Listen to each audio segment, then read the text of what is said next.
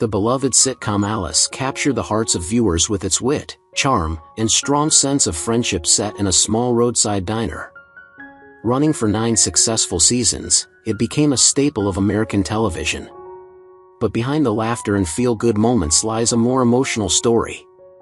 Over the years, several key cast members who brought these iconic characters to life have sadly passed away, some after long, successful lives, and others under more tragic and unexpected circumstances. In this video, we remember the talented stars of Alice, reflecting on their careers, personal journeys, and the touching stories behind their final days. Linda Lavin was born on October 15, 1937, and played Alice Hyatt in 1976 at the age of 39. Alice, a single mother and aspiring singer, was tough yet vulnerable, mirroring Lavin's own layered persona. But behind the scenes, Lavin's relentless demand for control sparked deep friction. She was accused by multiple co-stars of engineering cast reshuffles to keep herself in the spotlight, particularly in her alleged push to sideline Polly Holiday, Flo. Insiders whispered of temper tantrums and threats to walk off set if scripts weren't rewritten in her favor. Lavin's personal life was equally chaotic. Her first marriage ended in a bitter divorce, and her second was marred by infidelity rumors. Estranged from her stepson and accused by her housekeeper in a 1993 lawsuit of emotional cruelty, Lavin projected an image at odds with her on-screen warmth. Despite critical acclaim on Broadway, she often lost out on major roles due to her combative reputation. She passed away on December 29, 2024, in Los Angeles at 87 from complications related to lung cancer.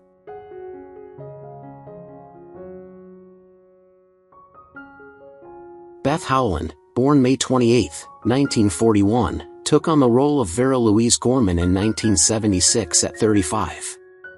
On screen, she played the lovable space cadet waitress, but off-screen, her life was far more fractured. Known to colleagues as brilliant but brittle, Howland battled chronic anxiety that often left her isolated. Her Broadway success and company was marred by backstage breakdowns and a failed engagement to a high-profile composer that made tabloids hint at betrayal. Her marriage to actor Charles Kimbrough was marked by long separations, and while they never officially divorced, they lived apart for years. Privately, she struggled with body image issues, surviving an undiagnosed eating disorder during her early career. Her abrupt exit from the public eye raised eyebrows, especially when she refused cancer treatment until it was too late. Even in death, she left instructions to keep her passing secret for months, underscoring a lifelong mistrust of fame. She died of lung cancer on December 31, 2015, at age 74.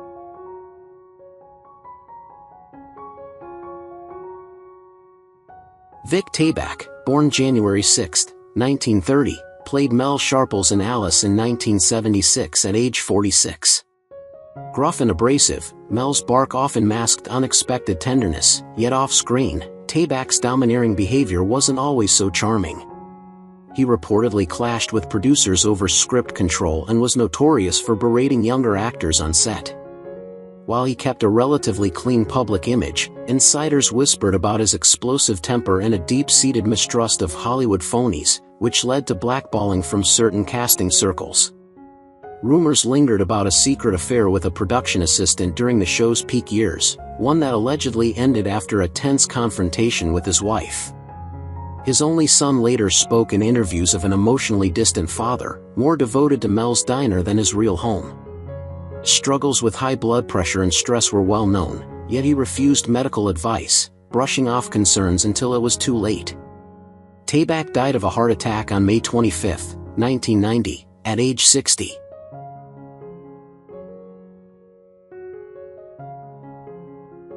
Philip McKon, born November 11, 1964, became Tommy Hyatt in Alice at just 12 years old. The smiling, well-behaved kid on screen masked a lonely reality. Philip's life was dictated by stage mothers, relentless schedules, and the weight of being a teenage breadwinner. Whispers circulated about inappropriate behavior from a crew member on set, and while never officially reported, it was enough to leave emotional scars that followed him into adulthood. His transition out of child stardom was rough, auditions dried up, and he struggled with depression, quietly battling addiction during his 20s. Though he reinvented himself as a radio producer, those close to him recalled a man who never fully escaped the shadow of fame. His sister, Nancy McKon, often spoke of how the industry chewed him up and forgot him. Despite his gentle public image, those dark years left him reclusive. He succumbed to a long, undisclosed illness on December 10, 2019, at age 55.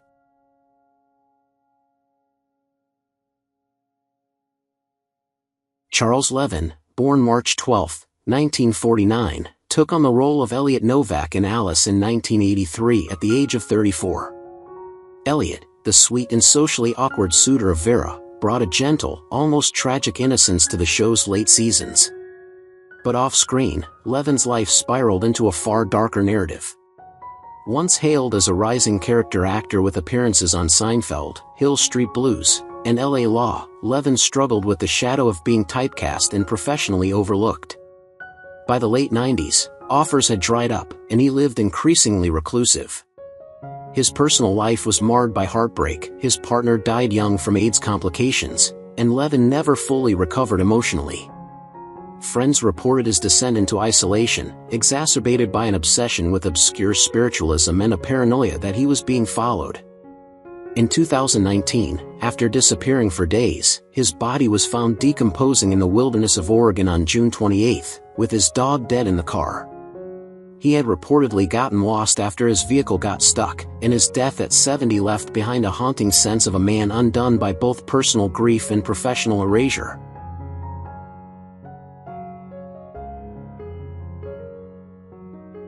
Marvin Kaplan, born January 24, 1927, joined Alice in 1978 at age 51 as Henry Beesmeyer, the oddball lineman with an awkward smile.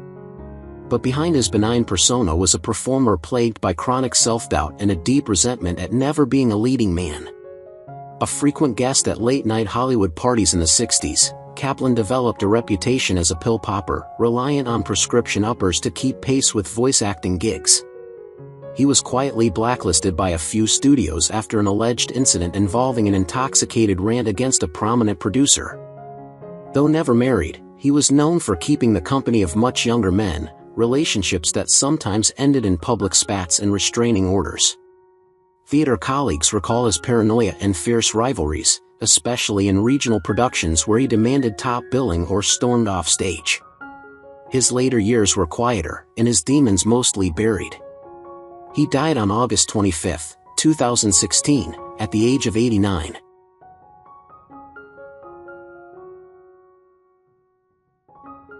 Dave Madden, born December 17, 1931, entered Alice in 1978 at 47 as Earl Hicks, a laid-back fixture of the diner. But Madden's real life was far from serene. Best remembered as the Partridge Family's manager, he also bore the weight of early fame's toxic legacy. A painful divorce in the 70s left him estranged from his children, one of whom later penned a memoir accusing him of emotional neglect.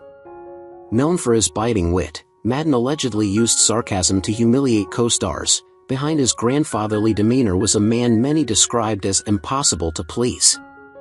He was a habitual gambler who once lost a six-figure sum in a single Vegas weekend and reportedly relied on the generosity of fellow actors to stay afloat during lean years. While his public image was rehabilitated late in life through acts of charity, insiders say he remained haunted by past regrets. Madden died on January 16, 2014, of congestive heart and kidney failure, aged 82.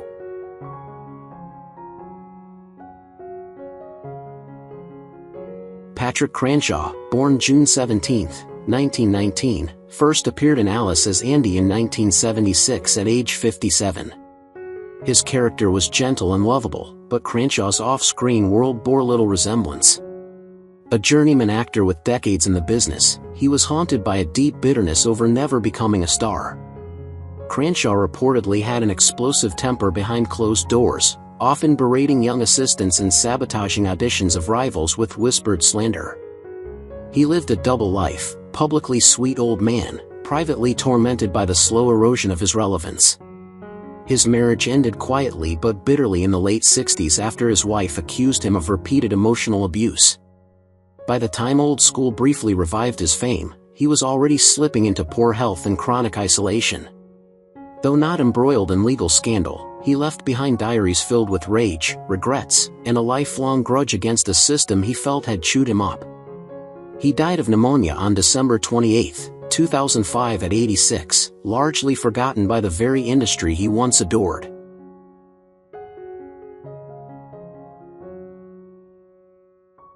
Martha Ray, born August 27, 1916, brought chaotic brilliance to Alice in 1979 as Carrie Sharples at age 63. The loud, no-filter matriarch wasn't far from Ray's real persona, a woman as volatile as she was magnetic. Dubbed the Big Mouth not just for comedy, but for her unapologetic tirades, Ray's 7 failed marriages were tabloid fodder, one ending in a violent courtroom drama. Her addiction to painkillers, masked by a glamorous Hollywood smile, became an open secret. Even as she performed for troops, she battled with undiagnosed bipolar disorder, resulting in multiple hospitalizations.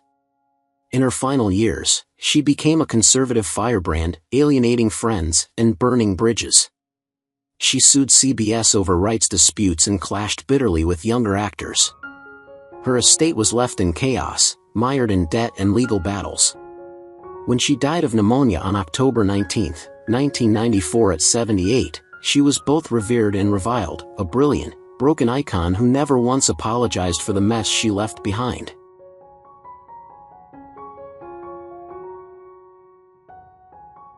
Kip Niven, born May 27, 1945, portrayed Steve Marsh in Alice in 1981 at age 36. His character, a grounding force in Alice's chaotic life, offered charm and security. But off-camera, Niven's life was a tangle of heartbreak and scandal.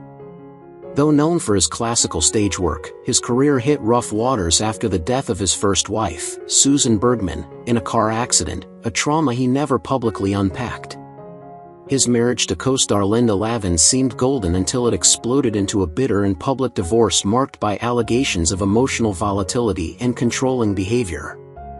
Insiders claim Niven grew resentful of Lavin's success overshadowing his own, sparking vicious arguments backstage. Friends reported his increasing dependence on alcohol during the 1990s, which cost him several roles and strained his already fading Hollywood standing. Despite his affable screen presence, he was notoriously difficult on set, moody, aloof, and prone to sudden rage. He died of a heart attack on May 6, 2019, at age 73.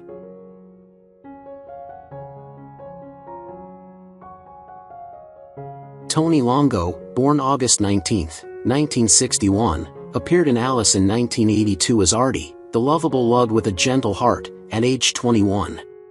But his off-screen life told a darker story. Known for his brute strength and comic timing, Longo wrestled with uncontrollable rage issues, his imposing size often intimidating coworkers. Behind his generous smile lay a man consumed by insecurity and addiction.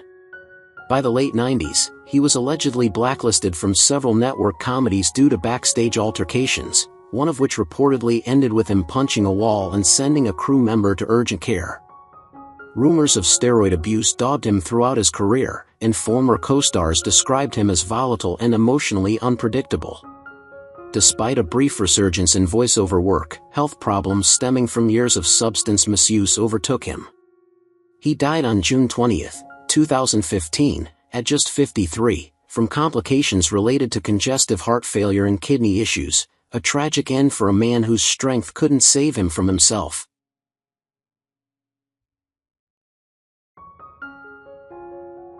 Robert Hogan, born September 28, 1933, played the slick and ambiguous Greg Stemple in Alice in 1977 when he was 44. While Greg added just the right amount of unease to the diner's wholesome environment, Hogan's real-life persona masked an undercurrent of private struggle. Behind his polished reputation lay a pattern of turbulent relationships, including an affair with a married actress in the early 80s that nearly ended his second marriage. Though never criminally charged, Hogan was once the subject of an internal investigation on a TV set in the 90s over allegations of inappropriate behavior toward younger female staff. The matter was hushed up, but whispers followed him for years, quietly limiting his casting opportunities. His prolific resume disguised a tormented man battling undiagnosed bipolar disorder, which went public only after his death.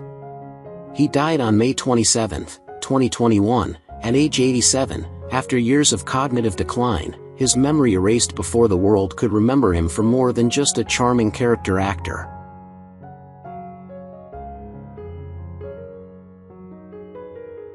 Susan Tolski, born April 6, 1943, briefly appeared in Alice in 1980 at age 37, but her behind-the-scenes life proved far more compelling than her blink-and-miss role.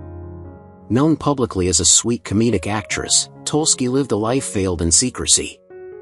Though she never married, she was rumored to have had a long-term relationship with a powerful female network executive, a connection that some claim kept her career afloat during the mid-80s slump. Tolski struggled with body image issues and quietly underwent multiple surgeries in a bid to reshape herself for the screen, operations that left her in chronic pain. She battled depression throughout her life, made worse by the constant typecasting that reduced her talent to caricature. While no public scandal ever touched her name, industry insiders spoke of an actress perpetually one breakdown away from quitting. She died on October 9, 2022, at age 79, her warmth remembered by fans but her private torment largely unknown.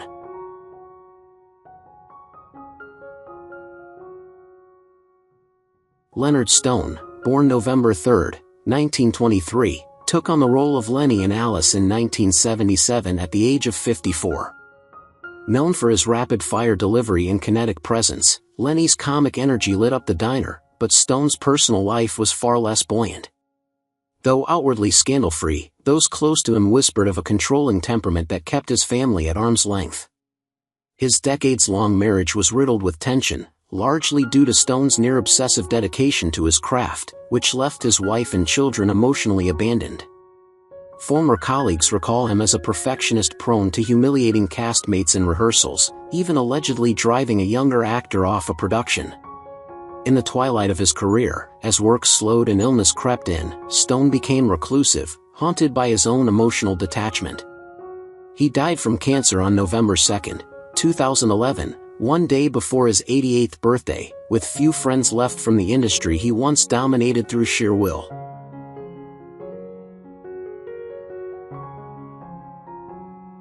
Hamilton Camp, born October 30, 1934, played Clem in Alice in 1977 at the age of 43. On screen, Clem was endearing and whimsical, but off-screen, Camp harbored a deeper, more chaotic reality. Though he cultivated an image of a peace-loving folk singer, behind the scenes Camp struggled with crippling insecurities and bouts of paranoia. Rumors circulated among colleagues about his erratic behavior and frequent feuds with producers over creative control.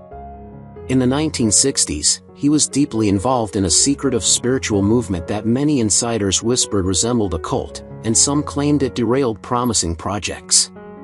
Professionally, his career stalled multiple times due to clashes on set, including a falling out with a major animation studio over voice work. Privately, Camp's marriage deteriorated amid allegations of emotional abuse and intense jealousy, and one of his children became estranged from him, citing manipulation. Camp died on October 2, 2005, in Los Angeles at the age of 70 from a heart attack.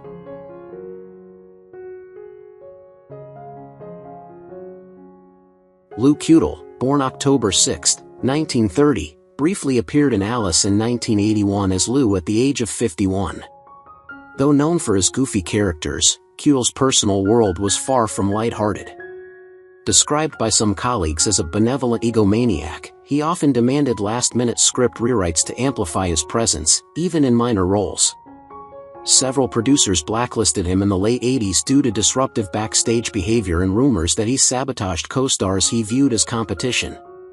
In his private life, Kudel never married, but he was reportedly involved in multiple secretive relationships with much younger men, a subject that drew scrutiny after a lawsuit involving a former assistant alleged psychological manipulation and unpaid labor. Though these claims were quietly settled, they left a stain on his otherwise polished image. Despite his achievements in theater, insiders whispered that he often stole material from younger playwrights under mentorship guises. Kudel died on November 21, 2021, in Los Angeles at the age of 91, reportedly alone and estranged from several former friends.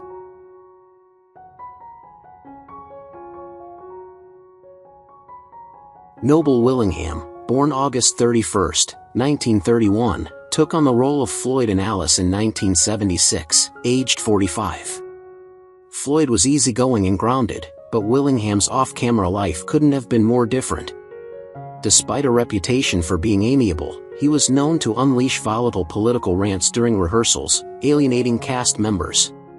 His sudden departure from Walker, Texas Ranger wasn't solely for politics. There were whispers of a messy backstage feud with the show's producers and a rumored on-set affair with a much younger production assistant that led to his divorce. His attempt to run for Congress ended in humiliation, not just in defeat but in public scrutiny over a series of homophobic and racially insensitive comments unearthed from speeches and interviews.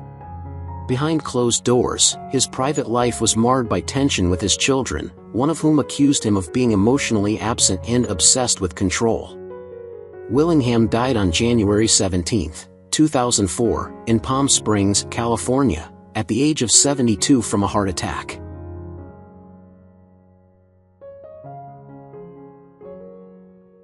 Lucille Benson, born July 17, 1914, took on the role of Grace in Alice in 1982 at the age of 68, infusing Southern quirk into the ensemble.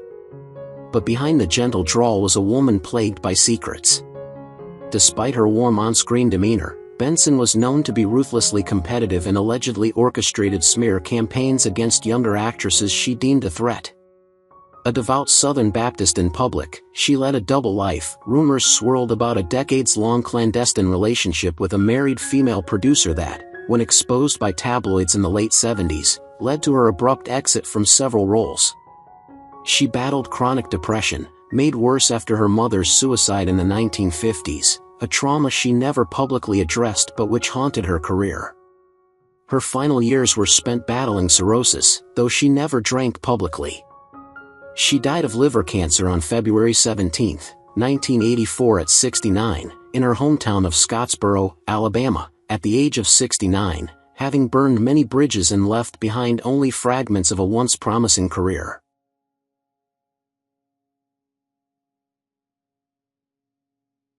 Mario Racuzo, born November 9, 1940, appeared in Alice in 1982 as a customer, at the age of 42, one of hundreds of TV credits he accumulated. Known for his tough guy persona, Racuzo lived a double life fueled by rage and addiction. While he carved a niche in cop dramas, he was infamous in casting circles for showing up drunk to auditions and brawling with co-stars over minor disagreements. His early brush with music success led to deep bitterness. He accused former bandmates of stealing credit for Nervous Breakdown, which became a lifelong obsession. Married 3 times, each relationship ended in restraining orders and tabloid exposés. One wife accused him of physical assault and attempted coercive control. He was a fixture at underground poker dens across LA, reportedly owing thousands to mob-connected lenders. Multiple DUIs marred his record, and he was nearly blacklisted by CBS after an altercation on set involving a knife.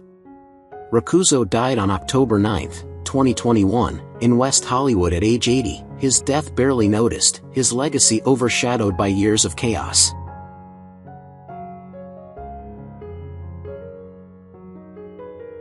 Kenneth Mars, born April 4, 1935, portrayed Billy Joe in 1977 at the age of 41.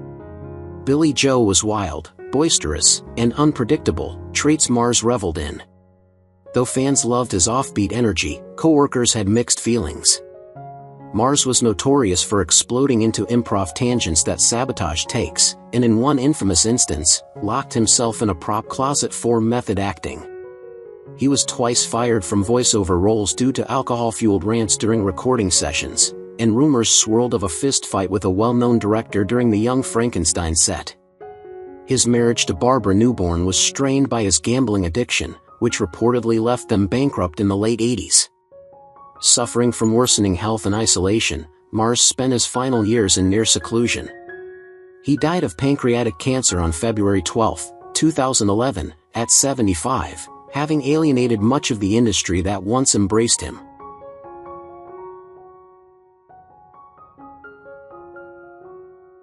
Nedra Voles was born on June 18, 1908, and appeared in Alice in 1978 at age 70.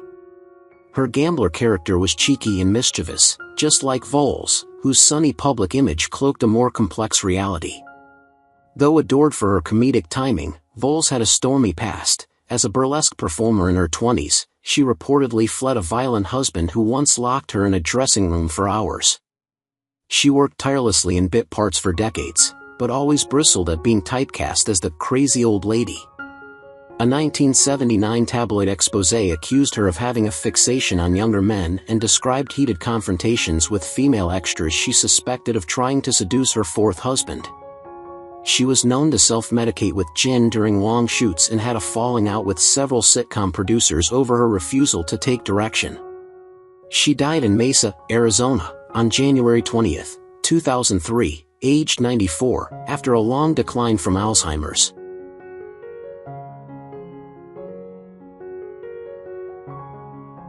Eileen Heckard, born March 29, 1919, took on the role of Rose Hyatt in 1976 at age 57. Rose was stern, critical, and steely, a match for Heckard's intense presence. Behind the accolades, however, was a deeply scarred woman. Abandoned by her father and raised by an alcoholic mother, she channeled her pain into bristling performances. Colleagues respected her craft but feared her rage. She was known to throw scripts across rehearsal rooms and once publicly berated a director for insulting her intelligence. Her marriage to Jack Yankee was riddled with rumors of affairs and mutual resentment, with sources claiming she once moved into a separate apartment for 2 years during a silent standoff. Her youngest son struggled with drug addiction, and Heckard privately blamed herself for being an absentee mother. Smoking 2 packs a day and battling chronic depression, she died from lung cancer on December 31, 2001, in Norwalk, Connecticut, aged 82.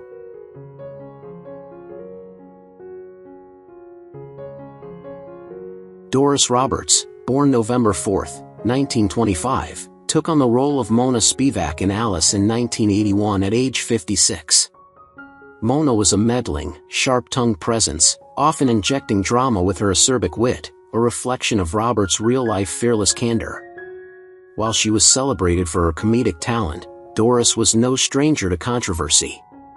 Her bluntness often alienated colleagues, leading to multiple feuds on set, including a widely publicized conflict with a co-star over salary disputes that nearly ended her career. She battled alcoholism for years, a secret she guarded fiercely, which contributed to erratic behavior and alienated many in Hollywood circles. In addition, a former assistant's allegations of emotional abuse surfaced late in her career, stirring scandal despite no legal proceedings. Her personal life was fraught with loneliness following a messy divorce and a long estrangement from her only child. Doris's outspoken fight against ageism masked a fragile vulnerability. She passed away at 90 from a stroke on April 17, 2016, her legacy a mix of sharp brilliance and human flaws.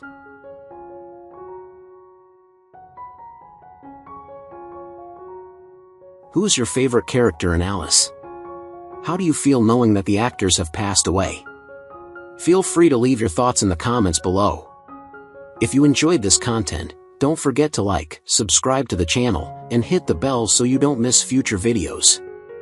Thank you so much.